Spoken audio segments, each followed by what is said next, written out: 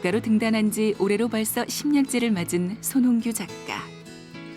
대학 시절 만해 문화상과 최명희 청년 문학상 등을 수상하며 필력을 이미 인정받았다고 한다. 그동안 선보인 작품들을 통해 여러 명의 캐릭터를 동원하면서도 또한 각각의 캐릭터를 도롤하게 살려내면서도 작품의 주제의식과 읽는 재미를 놓치지 않는다는 평을 받고 있다.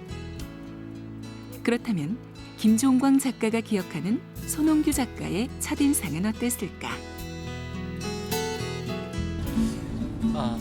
손홍규 작가를 처음 만났을 때 저는 사실 그렇게 생각을 했는데 뭐 이렇게 건방지고 막 이렇게 파탄적이고 요새는 이런 젊은 친구들이 소설가가 되는구나. 저보다 한 4살인가 5살인가 어린 친구인데 그 등단 좀 어린 뭐 그렇게 생각을 했었습니다. 그래서 이런 친구와는 다시는 상종을 하지 말아야지. 등단한 지 얼마 되지 않았던 30대 초반의 손홍규 작가는 선배라도 아랑곳하지 않고 만나면 대들고 따질 만큼 혈기방자하고 거침없고 진취적이었다고 한다. 늘 하다시피 네가 노마드냐? 이렇게 떠들면서 정착해야 되지 않을까? 글쎄요, 저도 이제 정착을 해야죠. 손 작가가 책을 읽는 스타일이 있어요. 그러니까 예를 들어서 어떤 작가가 있으면 그 작가의 책을 해서 주제 사람하고 하면은 그 작가의 책을 10권 정도 다 쌓아놓고 한꺼번에 쭉 저도 뭐 그런 식으로 항상 공부가 되는 친구 이렇게. 그래서 처음에 어떤 때는 뭐 가끔 기분이 나쁜 적도 있었지만 항상 만나면 포만감에 젖게 하는 그런 후배이지만은 저는 개인적으로 스승과 같은 뭐 그런 작가입니다. 네가 저번에 아지즈 하지만 손홍규 작가가 할 줄 아는 것이라곤 그저 책을 읽고 쓰는 것뿐. 술도 못 마시고 잡기에도 약할 뿐더러 급기야 워드도 사용하지 않고 펜으로 꾹꾹 눌러가며 작품을 쓸 정도로 작가로서의 성실함과 진중함을 소유하고 있다. 아니 나도 이번 지금은 사실 소설을 읽었고 근데 요즘에는 이제 소설을 읽는 것보다 좀 쓸 게 많아가지고 좀 이게 사람이 아무리 사실 사람이 기분 나쁠 때는 제가 생각하기에 올바른 말을 할 때가 사실 올바른 말이 기분 나쁜데 제 소설이나 뭐 살아가는 거에 대해서 올바른 말을 내줄 때 이럴 때 사실 뭐 듣고 저 나중에 생각하면 기분 나쁜 게 풀리면은 고맙죠. 그런 창작력에 손홍규 작가에 대한 김종광 작가의 선입견이 불식되고 꾸준하게 만남을 이어올 수 있었던 것은 입에 쓴 약이 몸에 좋다고 하듯 듣기에 거슬리는 쓴소리 속에서 솔직하고 진실된 마음을 알아챘기 때문일 것이다. 장편도 쓰고 있고 특히 최근에는 처음에 거침없이 돌출하던 것들이 좀 수그러들면서 그것이 좀 안정적으로도 작용하면서 더욱더 젊은 작가 중에 무서운 학구열, 무서운 창작력 그리고 무엇보다도 소설에 대한 투철한 의식, 장인 정신을 가지고 있는 보기 드문 친구인, 보기 드문 작가인 것 같습니다. 두 작가가 서로가 서로에게 도전을 받으며 계속해서 좋은 작품을 선보이게 된다면 가장 이득을 보는 것은 아마도 우리 독자들이 아닐까. 앞으로 그들이 구축해 나갈 작품 세계가 사뭇 기대된다. 소설가 손홍규 씨 모셨습니다. 안녕하세요. 네, 안녕하세요. 네, 오늘 화면을 재밌게 봤는데 웬일로 두 분이 오늘은 거시기란 말 하나도 안 하세요? 방송이라서 자제했습니다. 손홍규 씨가 어떤 날 저 만났었는데 거시기로만 모든 대화를 이끌어간 적이 있어서 그런데도 제가 그 뜻을 다 알았잖아요. 네. 화면에서도 봤습니다만 제가 얼마 전에 그 인터뷰에서도 봤어요. 손홍규 씨가 요즘 젊은 작가답지 않게 만년필로 글을 쓴다, 소설을 쓴다. 네. 원고지에다가 펜으로 글을 쓰는 건 오래된 습관인데요. 저도 다른 글들은 대부분 노트북으로 쓰거든요. 근데 소설을 쓸 때는 의식적으로라도 펜으로 쓰려고 하는데요. 왜냐하면 제가 쓰는 글이라는 게 단순하게 제 머릿속에서 나와서 이렇게 만들어지는 그런 글들이 아니라 뭐라고 할까, 소설 쓰기를 어떤 하나의 삶의 과정으로 또 하나의 노동으로 그렇게 좀 느끼고 그런 걸 스스로 다짐하면서 각인시키면서 글을 쓰고 싶어서 그런 여러 가지 방법이 있겠지만 그중에 이렇게 적어도 소설을 쓸 때만이라도 손으로 소설을 쓰게 되면 그런 것들을 잊지 않고 계속 살지 않을까 싶어서 그 습관을 계속 유지하고 있습니다.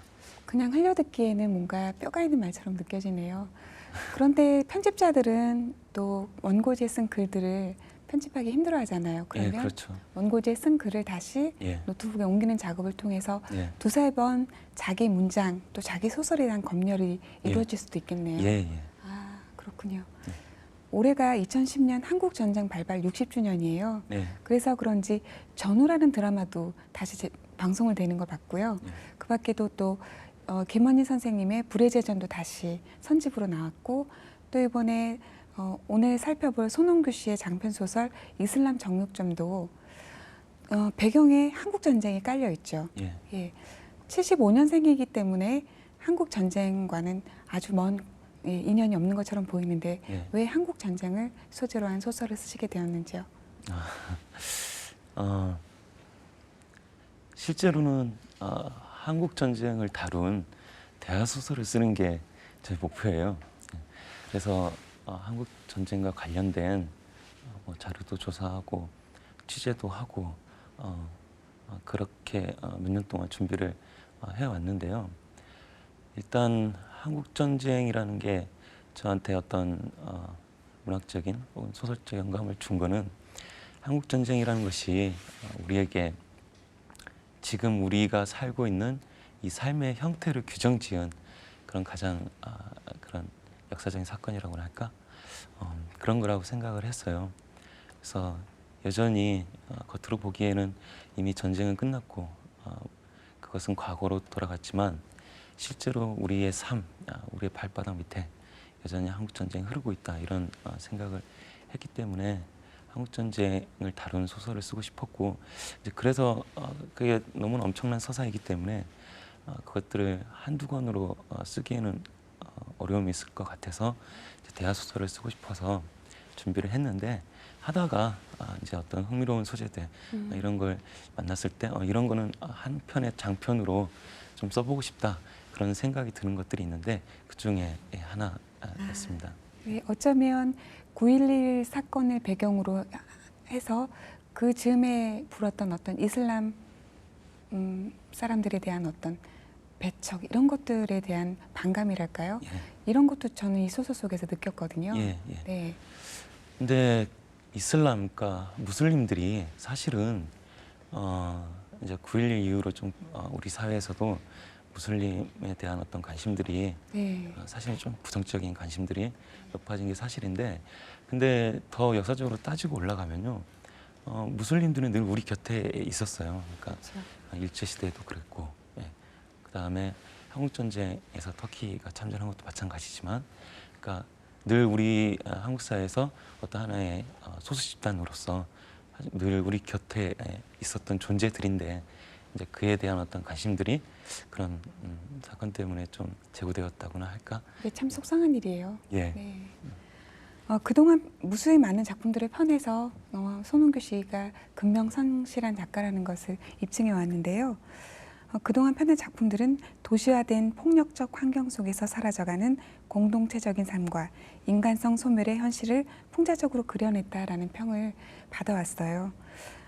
주로 관심을 갖는 주제 또는 소재가 있으신지요?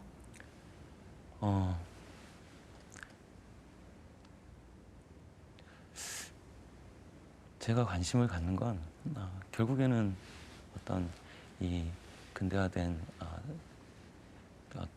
세상 속에서 근본적으로 일어날 수밖에 없었던 어떤 인간에 대한 소외라든지 그럼에도 불구하고 인간성들을 지키기 위해서 뭐라고 할까 정말 신앙고난 살아가는 그런 사람들에 대한 것들.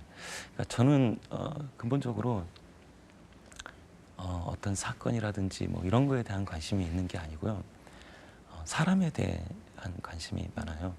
그러니까 어떤 소설을 쓸 때도 그렇고 어떤 문제의식을 느낄 때도 마찬가지고 항상 그것들은 구체적인 어떤 한 사람의 형태로 저한테는 사고되거든요.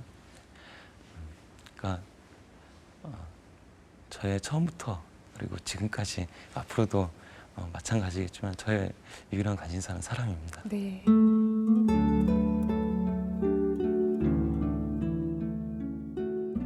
그럼 이슬람 정육점이 어떤 작품인지 화면으로 잠깐 살펴보겠습니다. 손홍규 작가의 첫 번째 성장 소설 이슬람 정육점은 한국 전쟁에 참전했다가 한국에 눌러 살게 된 터키인이 상처투성이 소년을 입양하면서 그 상처를 보듬어 안는 이야기로 작가의 진중하고 유려한 문체가 돋보인다. 서울 이슬람 사원 주변 허름한 골목에서 부대끼며 살아가는 다양한 인간 군상들을 통해 우리 속에 도사린 상처와 욕망, 폭력과 광기의 트라우마를 탐색한다. 이슬람 정육점, 제목부터 심상치 않다는 그런 느낌이 드는데요. 이 소설 속의 주인공인 하산 아저씨는 한국 전쟁 때 우리나라에 이제 참전했던 터키 군인으로 참전했던 사람인데 우리나라에 남게 돼요. 그러면서도 아이러니하게 정육점을 하게 되죠. 근데 정육점에서 돼지고기를 판다는 게 무슬림에게는 역시 어울리지 않는 직업이 아닐까 싶은데요. 전쟁의 상처가 아물지 않은 인물이 여전히 어떻게 보면 손에 피를 묻히며 살아간다는 것이 저는 흥미롭지만 또 잘 이해가 되지 않는 부분이기도 했어요. 일반적으로 생각을 해도 그렇고 그다음에 어떤 무슬림이 돼지고기를 파는 그런 정육점을 운영한다는 것 자체가 하나의 어떤 아이러니이기도 한데요. 제가 이제 하산 아저씨를 생각하면 그것이 하산 아저씨라는 인물 자체에게도 그 스스로에게도 정육점을 한다는 것 자체가 어떤 하나의 타락을 의미하는 거거든요. 근데 하산 아저씨 같은 경우도 전쟁을 겪은 사람이잖아요. 그럼 그때 이미 어떤 타락을 강요당했었던 거죠. 그렇죠. 이미 전쟁이라는 것을 그렇죠. 전쟁을 겪은 사람은 전쟁을 겪기 이전으로 절대 되돌아갈 수가 없거든요. 그런데 그런 어떤 거대한 타락, 그러니까 전쟁이라는 것은 하나의 거대한 타락이라고 할 수 있는데 그런 거대한 타락과 비교했을 때 하산 아저씨의 그러한 어떤 이율배반적인 그런 행위 자체가 전쟁과 비교했을 때 타락이라고 보여질 수는 없다고 생각을 해요. 그것은 이제 전쟁 뒤에도 살아남고자 그리고 그 전쟁의 어떤 상처나 이런 것들을 극복하기 위해서 강요받을 수밖에 없었던 어떤 현실적인 원칙들 뭐 그런 것들을 뜻하는 그런 거라고 생각을 합니다. 네. 한국 전쟁에 우리나라에 와서 전쟁에 참여했다 이러면 어느 정도 하산 아저씨 나이가 짐작이 되는데 하산이 주인공 소년을 입양하죠. 네. 그 이유는 또 무엇인가요? 소설에서도 드러나지만 결국에는 상처가 상처를 알아본다. 그러니까 하산 아저씨가 자기와 닮은 상처를 지닌 한 소년을 뒤늦게라도 그러니까 좀 나이를 먹었잖아요. 그러니까 자신과 같은 상처를 지녔다고 여겨지는 소년을 입양함으로써 드디어 하산 아저씨가 뭔가 적극적으로 자신의 내면에 있는 그런 어떤 상처들, 아픈 기억들 이것들을 치유하고자 극복하고자 노력하는 어떤 그런 모습이라고 생각을 합니다. 소설 속 주인공은요 자신의 과거를 기억하지 못해요. 근데 과거를 기억하지 못하는 이가 또 있어요. 우선 소년의 진술을 좀 들어보면요. 제가 한번 읽어보겠습니다. 기원을 알지 못하는 나의 흉터. 나는 기억하지 못하는데 왜 내 몸은 기억하는 걸까? 내 몸의 흉터들은 내 슬픈 과거의 기록이었다. 내 영혼이 고통받았다는 증거이기도 했다.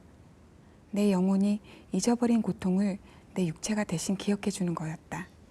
위대한 육체다. 라는 부분이 있습니다. 소설을 끝까지 읽어도 이 소년에게 어떤 일이 있었는지 예. 구체적으로 나오진 않지만 이 몸에 난 수많은 상처들 때문에 정말 우리가 생각할 수도 없는 어떤 학대를 받았을 거라는 짐작은 예, 할 수 있게 되잖아요. 예. 네. 소설에서 이 소년이 왜 그런 상처를 흉터를 지니게 됐는지 명시적으로 밝히지는 않았는데요. 네. 근데 충분히 독자들이 유추하고 상상하고 판단할 수 있다고 생각을 했어요. 그러니까 이 소년의 흉터가 총상을 입은 흉터잖아요.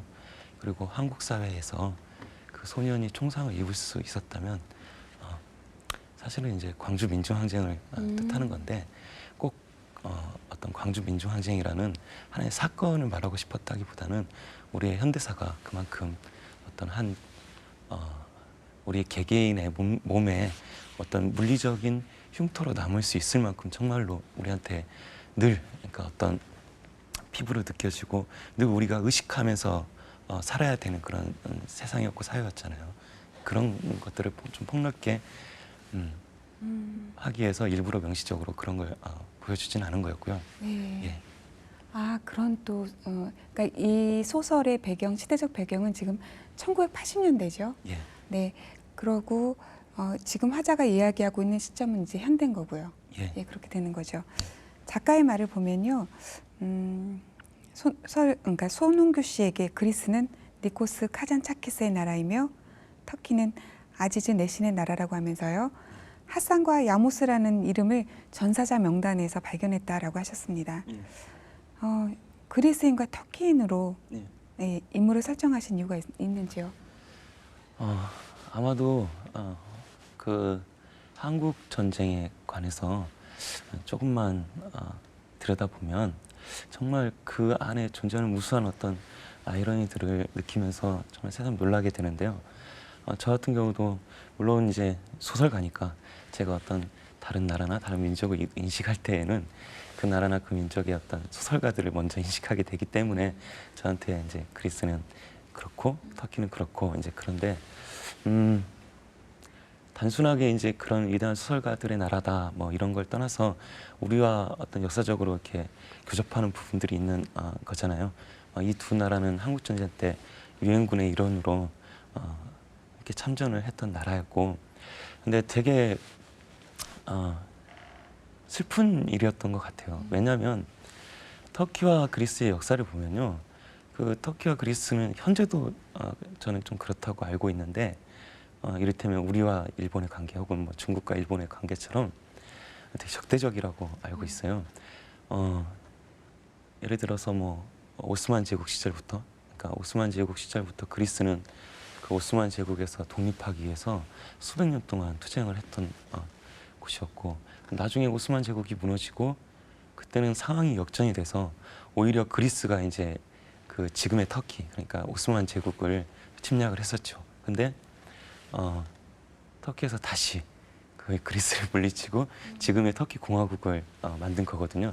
그러니까 최근까지도, 그러니까 한국 전쟁 전까지도 그리스와 터키는 진짜 치열하게 서로 전쟁까지 치렀던 그런 나라였는데, 그리고 한국 전쟁이 발발했던 당시에도 늘 그 에게해를 두고 아무튼 여러 가지 국경 분쟁이라든지 오래된 그런 어떤 역사적인 그런 대립들 때문에 그것들이 늘 생생하게 살아있는 곳이었는데, 아니 한국의 이 동양의 이 작은 나라에서 전쟁이 일어나서 와봤더니 서로가 어떤 동맹군의 일원이 되어서 와 있는 거예요. 방금 전까지만 해도 서로 이렇게 대립했던, 그래서 그런 어떤 이 한국이라는 곳이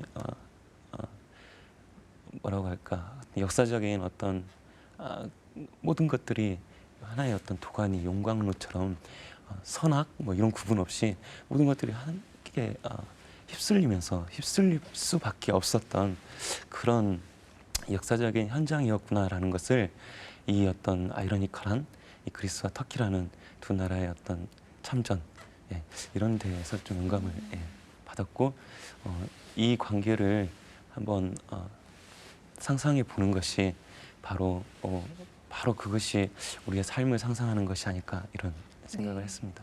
수주정뱅이 열쇠장이 영감이 나오죠. 이제 작품 예. 곳곳에서 여러 차례에 걸쳐서 예. 분홍 코끼리가 지나간다라고 이제 예. 얘기를 하는데 예. 굉장한 상징성이 있어 보인다는 느낌이 들어요. 음. 분홍 코끼리, 핑크 엘리펀트는 예. 술 취한 사람 눈에 보이는 이제 헛것이라는 것을 뜻하기도 하잖아요. 예. 뭐 엄청난 상징성이 있는 건 아니고요. 그게 맞습니다. 그러니까 분홍 코끼리가 주로 그 알코올 중독자들이 흔히 보는 환상 중에 하나라고 하더라고요. 그 알코올 중독이라는 어떤 그런 상태에 빠지지 않고서는 아름다운 것들을 상상할 수 없는 그런 어떤 역설적인 그 우리 어떤 고통 그런 것들을 좀 운영하기 위해서 네. 예. 전쟁은 끝났고 1980년대 조금은 그때보다는 안정된 상황의 한국이지만 예. 여전히 사회는 혼란스럽고 예. 술에 취해서만 그 아름다운 것들이 예. 보인다는 그런 메시지군요. 예. 네. 소설 속에는 정말 다양한 인간 군상이 등장합니다. 왜냐하면 골목이 있고 그 골목에 수많은 가게들이 있고 제각각 다른 인물들이 있죠. 주인공 소년이 오죽하면 이 동네에 왜 이렇게 넉나간 사람이 많아요? 라고 말할 정도인데요. 그럼에도 불구하고 그 수많은 인물들에게서 어떤 공통점이나 유사한 분위기 같은 것을 느낄 수가 있어요. 예. 네. 이 소설의 배경이 되는 지역 자체가 그러니까 우리한테 어떤 소수 집단으로 여겨졌던 그런 사람들이 어떤 하나의 어떤 공동체를 이뤄서 그러니까 그 어떤 밀접한 공동체는 아니지만 어떤 하나의 지역 공동체로서 살아가는 그런 지역이고 또 그것이 그런 삶의 형태가 이를테면 우리 역사의 어떤 뒤안길에 밀려난 그러나 늘 바로 그것이 알고 보면 바로 우리가 기억해야 될 우리가 기록해야 될 그런 역사이기도 한 그런 어떤 삶의 현장이고 그런 사람들의 이야기고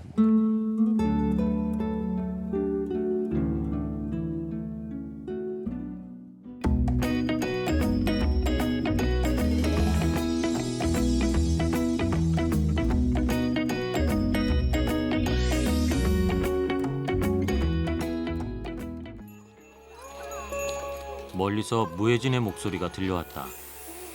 핫산 아저씨가 고개를 떨구었다. 금요일은 모스크에서 합동 예배가 있다. 그날이 휴일인 무슬림들이 모여 기도를 하는 날이다. 핫산 아저씨는 그곳에 가지 않았다. 언제부터 그랬는지 나는 몰랐다.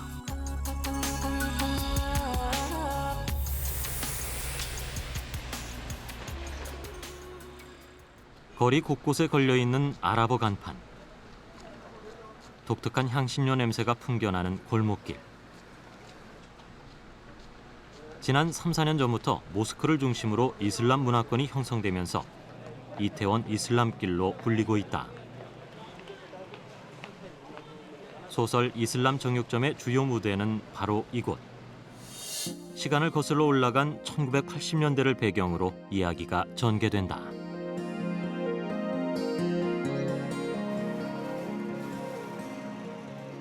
정육점에서 핫산 아저씨는 하루 종일 몇 마디 하지 않는다. 손님이 원하는 부위를 무게만큼, 가격만큼 썰어서 신문지에 싸 비닐봉투에 넣어주면 되었다. 말이 별로 필요치 않았다. 돼지 피로 얼룩진 더러운 옷을 입고 큰 칼로 돼지고기를 써는 무슬림에게 관심을 가지는 한국인은 없었다. 소설 속에 등장하는 핫산이 돼지고기를 판다는 것은 무슬림으로선 상상조차 할 수 없는 일로 다분히 작가의 의도를 엿볼 수 있는 설정이다. 정확하게 사우디 말로 하면은 라흠 할랄입니다. 모든 동물을 돼지고기를 제외한 모든 동물을 신자들이 먹을 수 있는데 먹는 그 과정이 먹을 수 있는 그 과정이 하나님이 말씀하신 할랄 밑으로 만들어서 먹어라 이렇게 말씀하셨기 때문에 정육점을 운영하는 핫산에게 입양되어 비록 허름한 동네에서 살아가지만 주인공 소녀는 상처를 치유하며 성장해 간다. 미로처럼 골목이 갈라지고 이어진 낡고 후락한 산동네였다. 신기하게도 우리는 그 누구와도 마주치지 않았다. 고요한 대낮이었다. 햇살이 만연했지만 우리가 걷는 곳엔 그늘뿐이었다. 어딘가에서 조무래기들의 웃는 소리가 들려왔다. 나는 언젠가 이 동네를 떠난 대머리 아저씨의 방에 앞서 살던 일가족을 떠올렸다.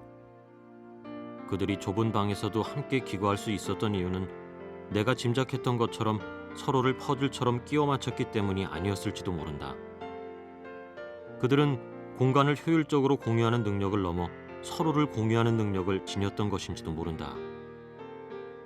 서로에게 스며들어 6 식구가 마치 한 사람처럼 포개고 겹쳐서 팔과 다리가 12개인 전혀 다른 생명체로 거듭났던 것인지도 모른다. 작품의 주요 공간이 바로 이태원이잖아요. 예. 네, 이태원에 아직도 이제 이슬람 사원이 자리 잡고 네. 있고 그 주변 골목에 이제 수많은 가게들이 있죠. 네. 정육점과 또 식당, 쌀집, 복덕방, 허름하면서도 정감 있는 예. 사람들이 열심히 살고 있는 그런 골목이 그려지는데요. 예. 사실 80년대는 모르겠지만 80년대 그 후반에 이태원은 저에게 굉장히 낯익은 제가 많이 놀러 다녔거든요. 아, 예. 근데 이곳을 주요 무대로 설정한 이유가 있으신지요? 이태원 소설에서는 이태원이라고 명시하진 않았는데 네.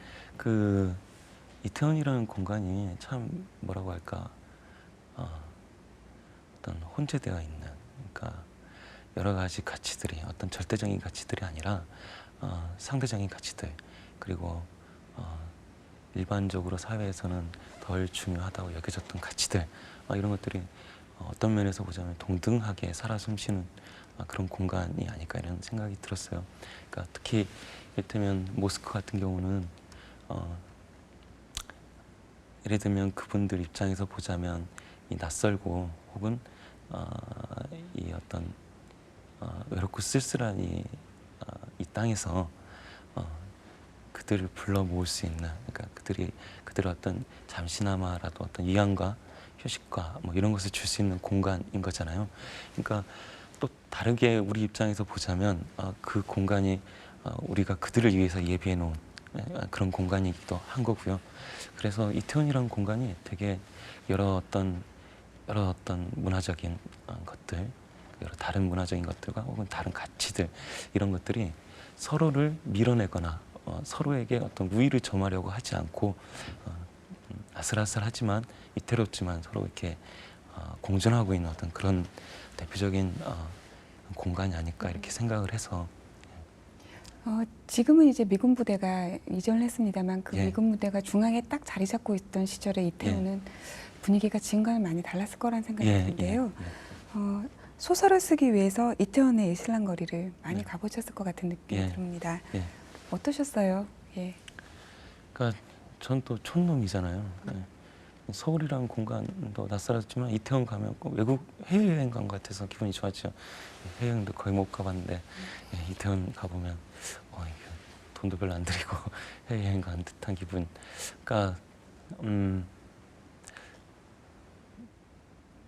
아마 그 이태원을 가보신 분들은 느끼시겠지만 제가 말씀드리는 이태원은 그 어떤 유흥가 쪽을 가리키는 게 아니고요. 예. 모스크 주변에 이태원을 가리키는 건데 거기 가보시면 뭐라고 할까 저는 종교가 없거든요. 종교가 없고 뭐 특별히 어떤 거시기가 있는 게 아닌데 그 모스크에 가서 이슬람 성원에 가서 앉아 있으면 되게 고요하고 평화롭다는 느낌이 들어요. 하지만 또 한편으로는 거기에 바로 우리가 늘 우리 곁에 있었음에도 불구하고 우리가 의식적으로 혹은 무의식적으로 그들의 존재를 잊거나 혹은 잊은 척하면서 살아왔던 그런 어떤 우리 일부인 사람들의 삶이 또 거기에 고스란히 숨쉬고 있다고 생각하면 또 한편으로는 어떤 마음이 애틋해지기도 하고 이런저런 여러 가지 감정들이 생겨났죠. 그래서 이제 글을 쓰다가 좀 잘 안 되고 좀 막히고 그러면 반드시 어떤 팩트를 이렇게 취재하기 위해서 갔다기보다는 좀 그런 어떤 마음의 어떤 그런 걸 느껴보고 싶어서 한 번씩 가보고 그랬습니다. 동네 사람들이 트럭을 빌려 타고 모두 교회로 소풍 나가는 장면이 있어요. 예. 예. 어쩌면 자신의 상처를 치유하는 것은 외부에 있기보다는 자신의 내부에 있을지도 모른다라는 생각을 하게 되는데요. 예. 네. 어떤가요? 그런 긍정적인 어떤 사고 이런 것들은 소설가 손홍규 씨의 어떤 네. 사고와도 비슷한 거지 않을까라는 생각이 들기도 했는데요. 소풍이란 말이 참 아름다운 말인 것 같아요. 말 그대로 바람 속을 한가로이 거닌다 이런 뜻인데 우리 삶이라는 게 사실 어딘가를 한가로이 거닐 수 있는 형태가 아니잖아요.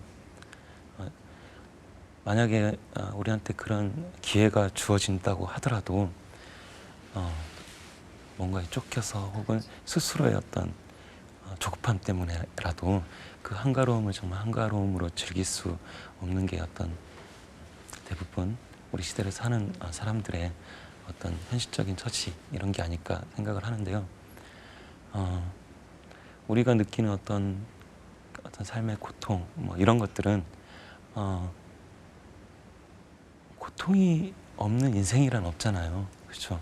근데 또 말씀하신 것처럼 그 고통을 극복할 수 있는 그런 어떤 계기들은 다른 먼 곳에 있는 것이 아니라 결국에는 내 안에 있는 것이고 또 바로 내 옆에 있는 사람들한테 있는 것이고 그래서 그들이 그 어떤 혈연으로 묶여진 집단이 아닌 그 이상한 집단이 소풍을 함께 감으로써 그 전까지는 소설에서 그 장면이 나오기 전까지는 서로의 어떤 저마다의 고통이었던 것들이 소풍을 함께 감으로써 직접적으로 말하진 않더라도 서로의 어떤 고통들을 뭐라고 할까 서로 다른 고통이 아니라 하나의 고통으로 왜냐하면 소풍을 즐기면서 어쨌든지 간에 서로의 고통을 이렇게 견뎌보게 되는 거잖아요.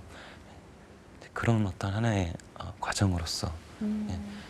소풍을 갔다 왔다고 해서 인생이 갑자기 좋아지는 건 아니겠지만 최소한 그걸 통해서 바로 내 옆에 있는 사람들 내가 가장 잘 안다고 믿었던 사람들 그러나 실제로는 그 사람의 어떤 고통을 내가 잘 보지 못했었는데 그런 과정, 그러니까 그와는 다른 과정을 통해서 그것들을 확인하게 될 수 있다면 이미 그 전과 그 뒤는 정말 다른 관계가 되지 않을까 이렇게. 네. 소설을 읽다 보면 이제 터키인인 하산이 우리나라 소년을 이제 입양을 하게 되잖아요. 예. 예, 그것만으로도 이제 다문화 가정이에요. 예. 그런데 조금 전에 말씀을 들어보면 트럭을 빌려 타고 소풍을 떠나는 예. 동네 사람들, 예. 가족과도 같은 분위기이기 때문에 어쩌면 그 고목 전체 사람들이 다 다문화 가정이다라는 생각이 들어요. 예. 다문화 가정에도 초점을 두고 소설을 쓰셨던 것 같은데요. 다문화 가정은 이제는 그러니까 어떤 현상이 아니라 우리의 일부인 것 같아요. 그럼요, 예. 예. 특히 이제 저희 고향만 하더라도 되게 작은 동네인데 벌써 그런 다문화 가정이 벌써 여러 가정이 되거든요. 뭐 그런 것 때문이 아니라요. 다문화 가정이라는 것이 어떤 시대적 아이콘이 된 거는 이제 그것이 어떤 먼 이야기로 느껴졌던 것들이 갑자기 그렇지 않고 우리 주변에서 흔히 볼 수 있는 뭐 그런 이야기가 됐기 때문에 이제 그런 태도나 이런 게 생겨난 것 같은데요. 저 같은 경우는 특별하게 다문화 가정 자체에 대한 관심이었다기보다는요. 그러니까 다문화 가정도 결국에는 어쨌든지 간에 우리 사회에서는 여전히 하나의 소수적인 그런 집단인 거잖아요. 그러니까 늘 그런 어떤 사회 중심적인 담론에서 밀려나 있었던 그런 사람들에 대한 관심들 그런 것들을 통해서 무언가 지금 우리가 사는 곳에 대해서 말하고 싶다 보니까 결국에는 이런 어떤 다문화 가정이라고 지칭할 수 있는 그런 가족이 탄생한 것 같기도 해요. 네. 소설의 도입부에 보면 이슬람이란 곧 순종을 뜻한다라는 하산 아저씨 예. 말이 있잖아요. 예. 그걸 또 생각해 보면 이 가족이라는 것은 네, 순종과는 또 다른 거잖아요. 예. 그럼에도 불구하고 지금 다문화 가정이 그렇게 수가 많아지고 있고 아주 자연스러운 우리 사회의 어떤 모습임에도 불구하고 여전히 한쪽에서는 네, 그런 가정을 배척하고 한다는 것에 참 가슴 아프다고 해야 할까요? 네, 그렇네요, 참. 그러니까 글쎄 전 운이 좋은 것 같아요. 제 네. 주변엔 그런 분들은 안 계셔서. 네. 예. 근데 그게 그러니까 어떤 타인에 대한 어떤 증오나 공포는 사실은 거의 어떤 비슷한 어떤 기반을 두고 있다는 생각이 들어요. 그러니까 우선은 뭔가 나와 다르다는 생각, 나와 다르기 때문에 언제든 저 사람은 나한테 어떤 해를 끼칠 수 있는 존재가 될지도 모른다는 그런 어떤 공포들, 뭐 이런 것들이 어떤 그 차이를 하나의 어떤 차별의 도구로 사용하고 인식하게 되는 뭐 그런 것 같은데, 결국에는 어떤 제도적이고 어떤 사회적인 어떤 그런 것들도 필요하겠지만 근본적으로는 그런 어떤 나와 다른 것에 대한 용납, 인정, 그러니까 차이에 대한 어떤 인식의 전환, 결국에는 그런 것들이 가장 중요하게 필요한 예, 그런 문제가 아닐까 이렇게 생각을. 이 소년도 신문이나 이런 데서 예. 세계 사람들의 얼굴을 오려서 예. 스크랩하잖아요. 예. 그 순서가 참 재미있어요. 예. 한국인하고 닮은 순서대로 재배치해두잖아요. 예. 이것도 바로 그런 상징의 하나로 익힐 수 있겠군요. 예. 저는 어렸을 때부터 우스갯소리로 동남아시아 계열이 아니냐는 소리를 많이 듣고 자랐거든요. 네. 예, 제가 좀 시커멓고 눈도 거시기 하고 뭐 이래가지고 별명도 맨날 그쪽이었고요. 근데 어쨌든 저도 한국인이잖아요. 네. 마찬가지로 어떤 분이 그런 말씀하셨더라고요. 나도 라면 먹고 나도 삼겹살 먹는데, 아까 이주동자께서 왜 근데 나도 한국말 쓰고 라면 먹고 삼겹살 먹는데 왜 나를 한국인으로 대접을 해주지 않느냐.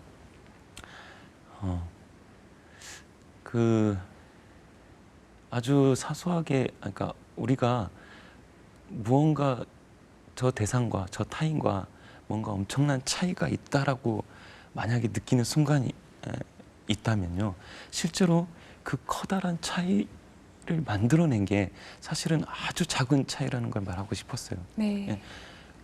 사람이 다 다를 수밖에 없죠. 다 다를 수밖에 없는 게 당연한 거잖아요. 근데 그것에 대한 가치 판단을 해서는 안 되잖아요. 다를 수밖에 없는 게 사실이고, 다르다는 것이 뭔가 그 이유만으로 뭔가 가치 판단을 내릴 수 있는 건 아니라고 생각을 해요. 그래서 그렇다면은 어떤 그 차이가 정말 별게 아니라는 것을 우리가 정말 다 똑같은 피부가 검든 피부가 누렇든 피부가 하얗든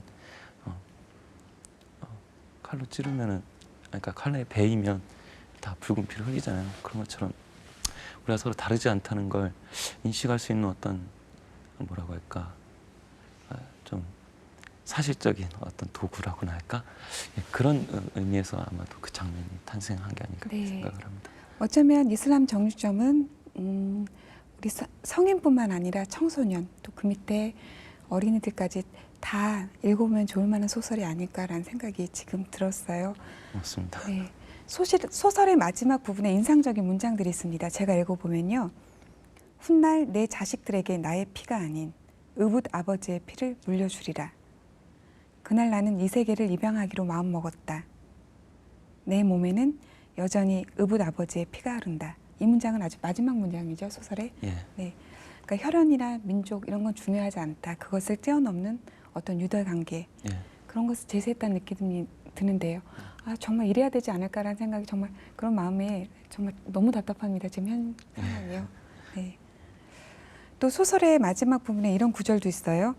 훗날 내가 이 순간을 생생하게 추억하게 되리라는 것을 알았다. 언제 어떤 방식으로든 이 시간은 과거에서 불려나와 재현될 것이다. 예. 네, 1910년에 1980년대가 또 1980년대에 한국 전쟁 당시의 그런 아픔들이 계속해서 꼬리를 물고 나오는 것, 이것 자체가 이 문장 속에 다 포함이 돼 있다는 생각이 듭니다. 예. 네. 2010년 지금 우리가 맞닥뜨리고 있는 기억과 재현의 문제에 관한 그런 말씀이신 거죠. 예. 그 이 소설 배경은 지금이 아니라 어쨌든 과거인데 그 소설에 등장하는 어떤 사람들의 삶의 형태나 이런 것들이 방금도 그 다문화 가정 말씀하셨듯이 여전히 늘 우리한테 강렬하게 환기시켜주는 지점들이 있잖아요. 네. 그리고 우리가 살아가면서 우리가 과거에 겪었던 어떤 일들, 그러니까 그런 것들이 사실은 그 과거로서 존재하는 것이 아니라, 그러니까 나라는 사람은 과거에 어떤 일을 겪었던 나와 지금의 나가 다른 것이 아니라 그 모든 것들의 총합이 지금의 나인 거잖아요. 그런 것처럼 그 어떤 시대적 배경이 뭐냐를 떠나서 바로 우리 삶이라는 게 어떻게 보면 끊임없이 되풀이되는 하나의 과정이라는 생각이 들었어요. 그래서 어떤 이 소설의 어떤 배경이 되는 짧은 어떤 한때, 한 시절 이라는 것이 단순한 한때이거나 한 시절이 아니라 그것들이 영원히 우리 삶에서 무한히 반복되고 변주되면서 끊임없이 우리 앞에 늘 나타나고 그런 일들일 것이다. 일들이라고 생각을 했기 때문에 네. 그렇습니다. 예, 아주 부지런한 작가인 걸 제가 알고 있습니다. 지금 이슬람 정육점이 나온 지 얼마 안 됐지만 아마 또 다른 작품을 쓰는 작업에 들어갔을 거란 생각이 드는데요. 앞으로 어떤 계획이 있으신지요? 예, 뭐 명색이 그래도 소설가인데 소설은 쓰고 살아야죠. 앞으로 아까도 말씀드렸지만 그 한국 전쟁에 관한 소설을 계속 쓰고 싶고요. 그와 또 별개의 문제로 또 그러니까 제 관심은 늘 그런 쪽에 있는 것 같아요. 네. 그러니까 우리가 의식하든 의식하지 않든지 간에 어쩌면 우리가 늘 흘리고 가는 것들,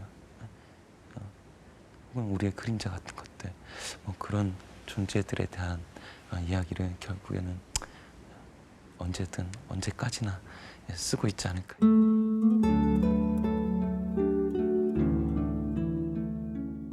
장편 소설도 장편 소설이지만 이제 쓰고 싶다고 하시는 대하 소설 같은 경우에는 체력 관리도 체력 안배도 잘 하셔야 돼요.